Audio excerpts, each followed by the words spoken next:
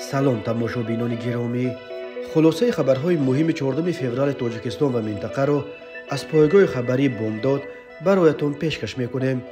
شروع میکنیم از یک نگاه کوتاه به سرخط خبر مهم روز.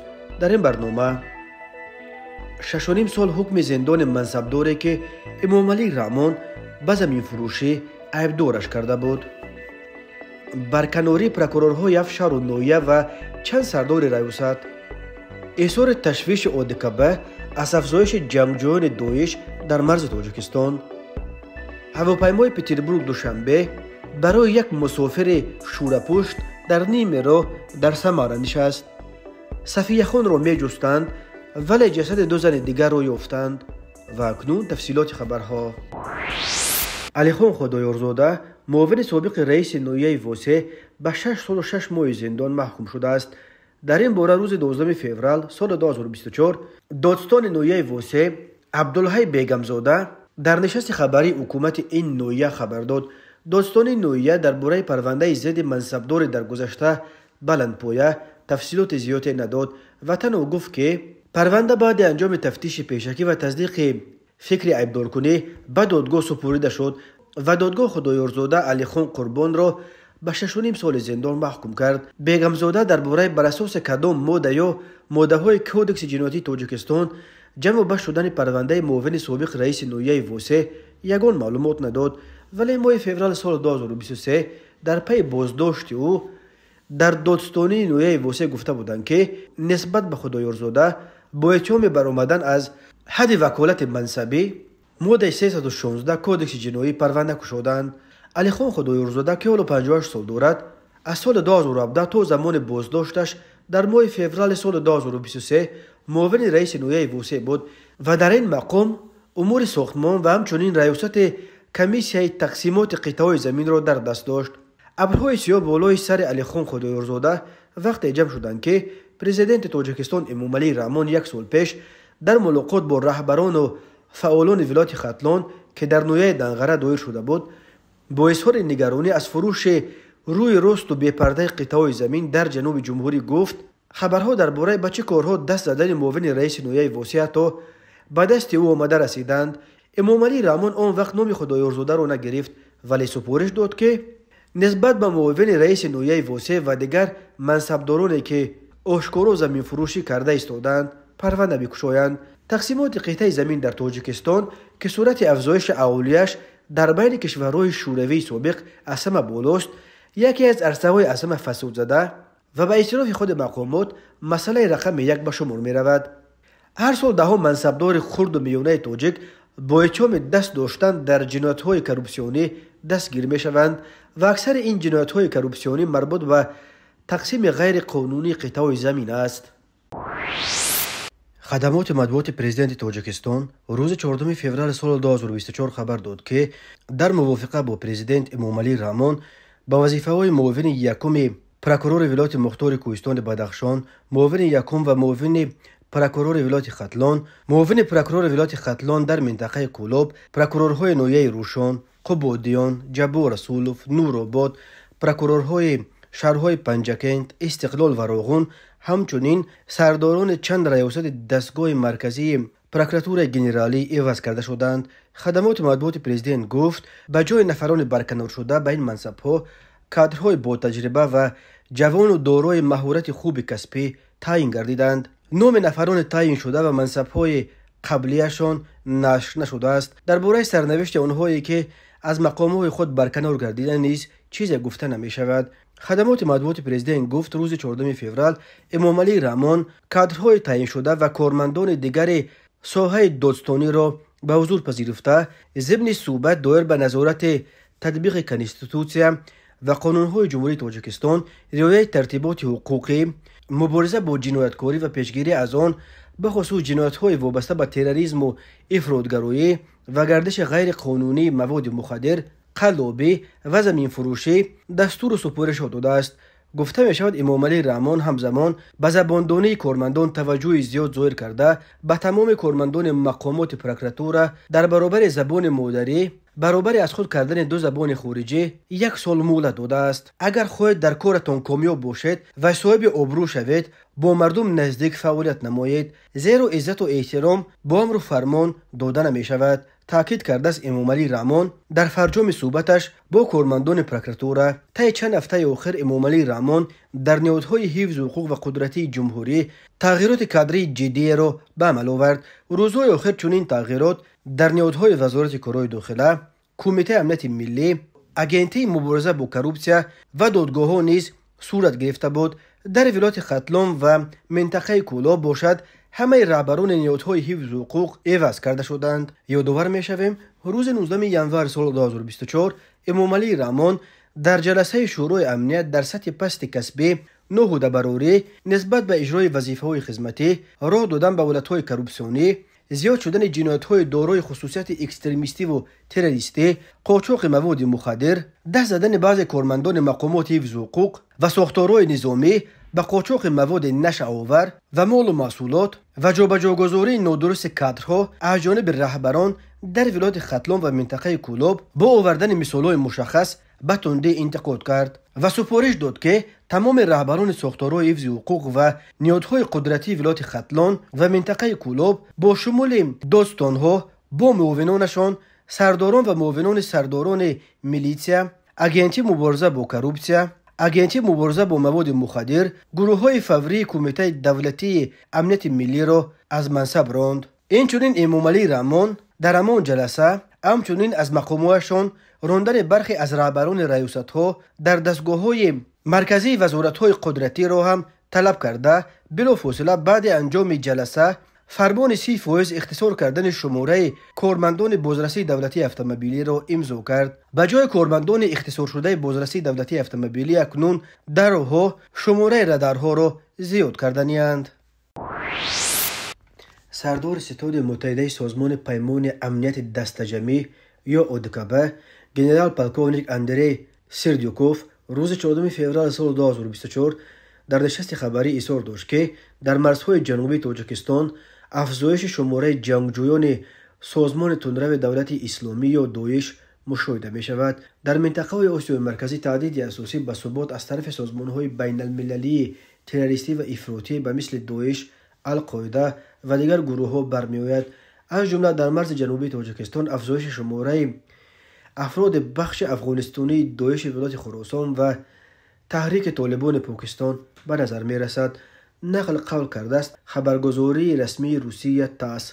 گنرال 62 ساله روس اندری سردیوکوف فرمانده نیروهای دسانتی و هوایی ارتش روسیه تازه ماه نوامبر سال 2023 به جای گنرال دیگر روس آناتولی سیدروف سردار ستاد اودکبه یک مقام خیلی مهم در ساختار این پیمان حربی کشورهای سابق شوروی تحت نفوذ مسکو تعیین شد. گنرال سردوکوف درباره شماره جنگجویان جمع شده در مرز با تاجیکستان رقم مشخصی نآورده است، ولی سردار وقت اودکبه گنرال پلکونیک آناتولی سیدروف نیز درست 1 سال قبل 14 فوریه سال 2023 در نشست خبریش گفته بود که شماره جنگجویان به نام ولایت خراسان بخش افغانستانی سازمان تروریستی دولت اسلامی یا داعش تا حدود 6,500 نفر افزوده تقریبا 4,000 جنگجو در مرز افغانستان با تاجیکستان جمع شدند. سیدروف گفته بود که تعدید اساسی به منطقه آسیای مرکزی از طرف گروه‌های افراطی برمی‌آید که در افغانستان جا پیدا کردند. از بین آنها از همه گروه‌های خطرناک به عقیده او داعش و القاعده میباشند. سیدروف همچنین قاچاق مواد مخدر و سلاح را همراه با دیگر عامل‌های ذکر شده از علامت‌های نامیده بود که میتواند خطر در گرفتن جنگ نو شهروندی را در افغانستان بیشتر کند. وقتهای آخر طوری به نظر میرسد لعن قبلا خیلی نرم مقامات روسیه و سازمان‌های منطقوی تحت نظارت کرمل از جمله اودکبه نسبت به حرکت طالبان که ماه آگوست سال 2021 قدرت را در افغانستان دیگر باره به دست آورد تغییر یافته ایستاده است. سفیر روسیه در تاجیکستان سیمیون گریگوروف سال گذشته با یک لعن تند طالبان را عیبدار کرد که از زمان بازگشتشان به قدرت به وعده‌های داده خود از جمله در مورد تأسیس حکومت فراگیر، پیشگیری از فعالیت گروه‌های تروریستی و قاچاق مواد مخدر و رعایت حقوق آزادی‌های مردم به ویژه حقوق زنان عمل نکردند و از این وعده‌ها تا امروز یگان تاش را اجرا نکردند. ODKB بلاک حربی است که از طرف مسکو تشکیل شده روسیه و بلاروس، ارمنستان و قزاقستان، قرقیزستان و تاجیکستان را در بر میگیرد. ODKB سال 2011 برای تحکیم حفاظت مرز تاجیکستان با افغانستان وعده کمک میکند، ولی تا حال این برنامه کمک‌های حربی به تاجیکستان در روی کاغذ در دست بررسی باقی مانده است. بعد در باطلاق جنگ اوکراین سخت در ماندن روسیه که مبلغ گذاری اساسی فعالیت‌های ODKB بود، دیگر گمان است که این برنامه کمک برای تحکیم حفاظت مرز تاجیکستان با افغانستان به این زودی‌ها قبول و عملی شود. تماشابینان عزیز، یادآور می‌شویم خلاصه مهمترین اخبار تاجیکستان را از پایگاه خبری بامداد تماشا دارید. برنامه را ادامه می‌دهیم. روز 12 فوریه سال 2024 هواپیمای شرکت اورالسک اویالینی که از فرودگاه پولک و شهر سنت پترزبورگ روسیه به دوشنبه پایتخت تاجیکستان پرواز میکرد، مجبور شد که به سبب رفتار اوباشانه یک مسافرش پروازش را در این راه قطع کرده در فرودگاه کروموچ شهر سمار فرود بیاید.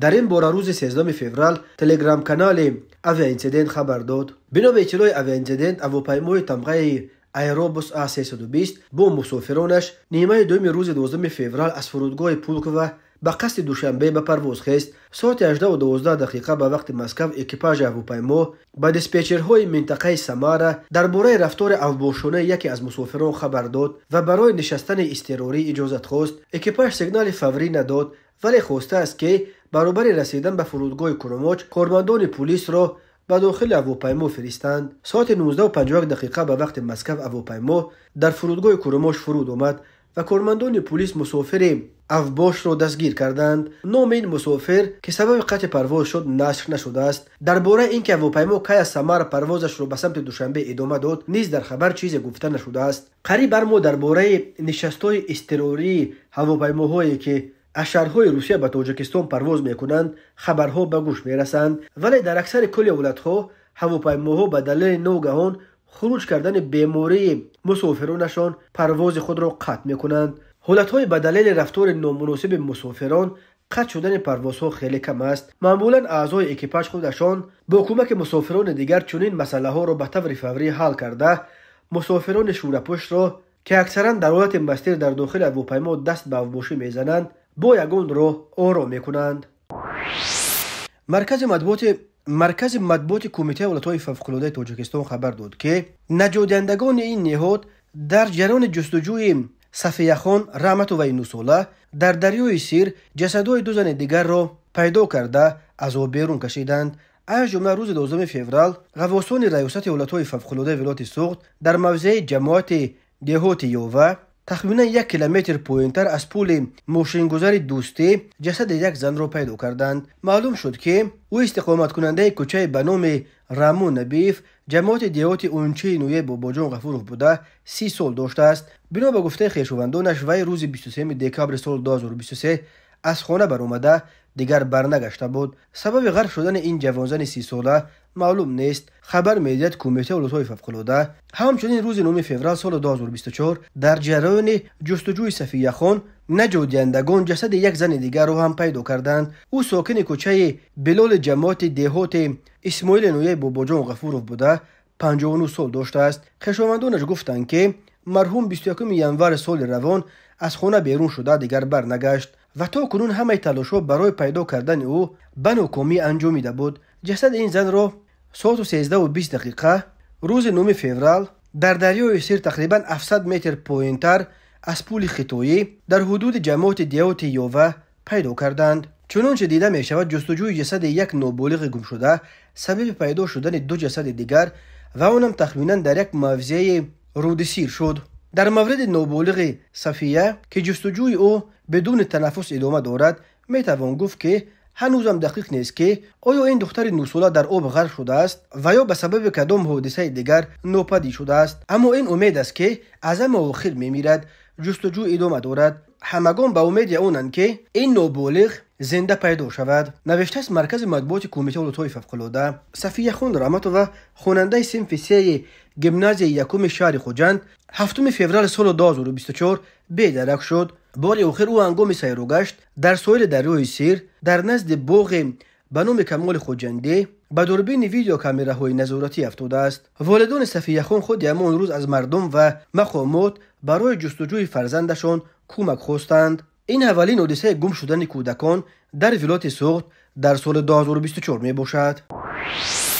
در نتیجه گذراندن چهاربینی اپراتیوی جستجویی از جانب کارمندان میلیسیا معین کرده شد که مرد 64 ساله ساکن نویه دیوشتیج 11 فوریه سال 2024 تخمینا ساعت 20:00 دقیقه هنگام در حدود جماعت دیوت مجین نویه مذکور قرار داشتنش از سبب مناقشه به میان اومده با مرد 62 ساله ساکن امین نویه جنگ و جنجال نموده یک چند مرتبه با کارد خوجگی به شکمش زده از جای حادثه غیب زده است. در نتیجه جبر دیده جراحت وزن جسمانی برداشته در بیمارخانه بستری گردیده است. نسبت گمان برشونده پرونده جنایتی با ماده 112 قسم 1 کودکس جنایتی جمهوری تاجیکستان آغاز کرده شده تفتیشات ادامه دارد. به شعبه وزارت کارهای داخله در نویه یووان با عریضه مرد 47 ساله ساکن نویه جامی مراجعت نموده است که 4 فوریه سال 2024 تقریبا ساعت 15:30 دقیقه شخصان نامعلوم با روی زوروری از دستش 2 عدد تلفن‌های موبیلی را تصرف نموده از جای حادثه غیب زدند. هنگام گذراندن چهاربینی اپراتیوی جستجویی از جانب کارمندان میلیسیا جوان 21 و 25 ساله ساکنان نویه یووان با گمان صادر نمودن جنایت غارتگری دستگیر کرده شدند. از روی حادثه مذکور تفتیشات ادامه دارد. تماشابینان عزیز و گرامی، این بود مرور به خلاصه چند خبر مهم امروز تاجیکستان. خبر و گزارش‌های بیشتر از تاجیکستان و درباره تاجیکستان و اطراف آن را در سامانه پایگاه خبری بامداد در این نشانه پیگیری نمایید: www.bomdad.com. خوش باشید.